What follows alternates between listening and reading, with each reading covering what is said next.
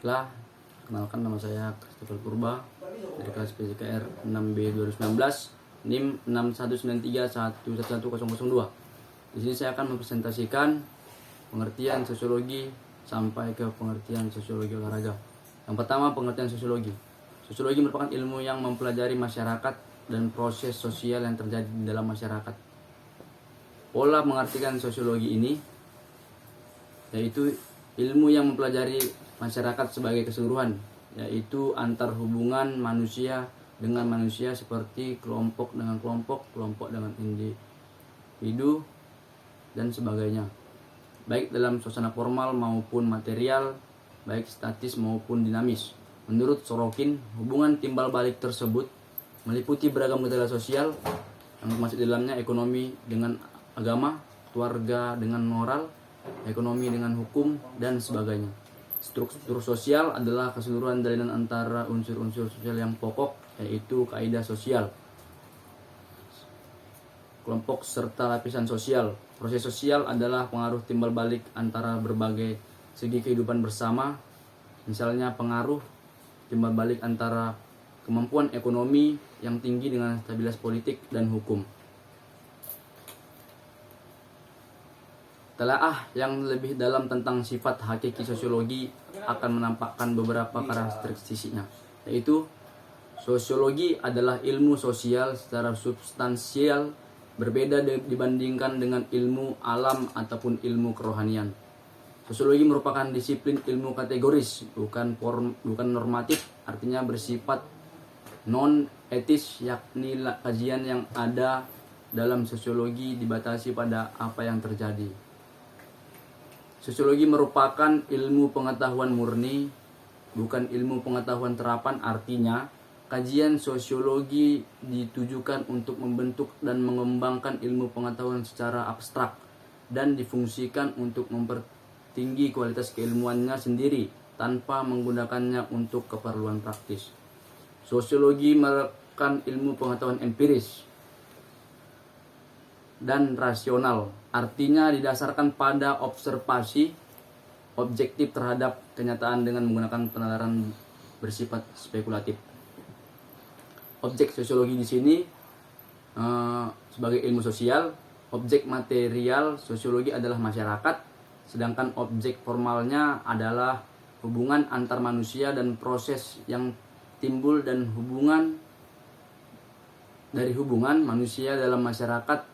Konsepsi masyarakat dibatasi oleh unsur-unsur sebagai berikut. Yang pertama, manusia yang hidup bersama dalam waktu yang relatif lama.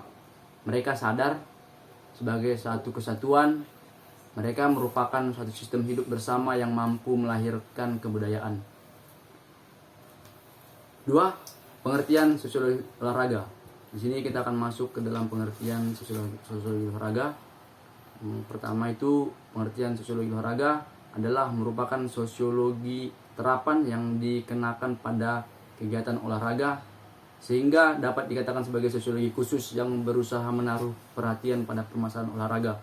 Sebagai ilmu terapan, sosiologi olahraga merupakan gabungan dari dua disiplin ilmu, yaitu sosiologi dan olahraga, yang oleh Donald Chu disebut sebagai perpaduan antara sosiologi dan olahraga. Sebagai ilmu murni yang bersifat non-etis, teori-teori sosiologi berpeluang untuk dicercap oleh disiplin ilmu lain. Dan sebagai disiplin ilmu yang relatif baru, olahraga masih menggunakan teori-teori dari disiplin ilmu lain untuk menyusun teori ataupun hukum-hukum keilmuannya. Sosiologi olahraga berupaya membahas perilaku sosial manusia, baik sebagai individu maupun kelompok dalam situasi olahraga. Artinya saat melakukan kegiatan olahraga, kita harus saling mengerti tentang kondisi satu sama lain. Ibaratkan kita seperti membentuk tim, saling bekerja sama, tidak menyalahkan satu sama lain, dan saling membuat perubahan pada saat kita melakukan kesalahan. Bidang kajian sosiologi olahraga. Bidang kajian sosiologi olahraga sangat luas, mengingat hal itu para ahli terkait berupaya mencari batasan-batasan bidang kajian yang relevan. Misalnya, A.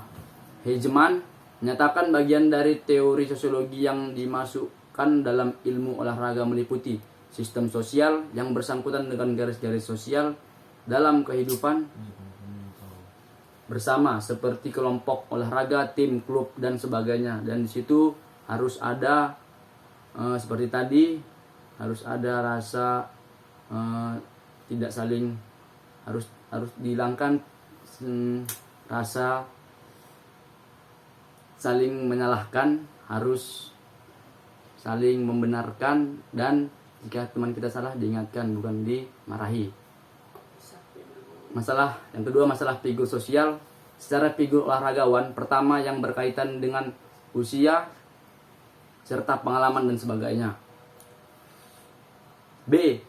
Plessner dalam studi sosiologi olahraga menekankan pentingnya perhatian yang diarahkan pada pengembangan olahraga dan kehidupan dalam industri modern zaman sekarang. C. Phillips dan Metz menulis buku Women and Sport menguraikan, yaitu yang dimana tentang wanita yang aktif melakukan dipandang dari sudut sosiologinya. Dalam bidang penelitian sosiologi olahraga,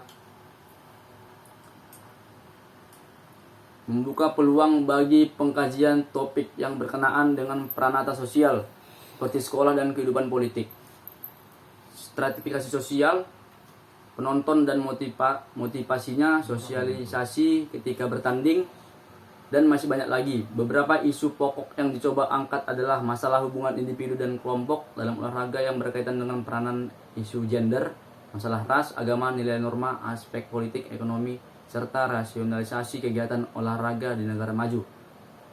Berikut ini ditampilkan contoh-contoh penilaian sosiologi olahraga dinyatakan oleh Abdul Qadir Ateng. Yang pertama itu pelepasan emosi.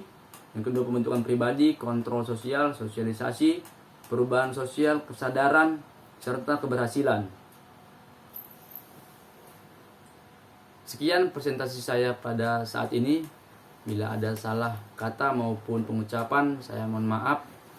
Saya akhiri. Salam sehat dan salam sejahtera buat kita semua.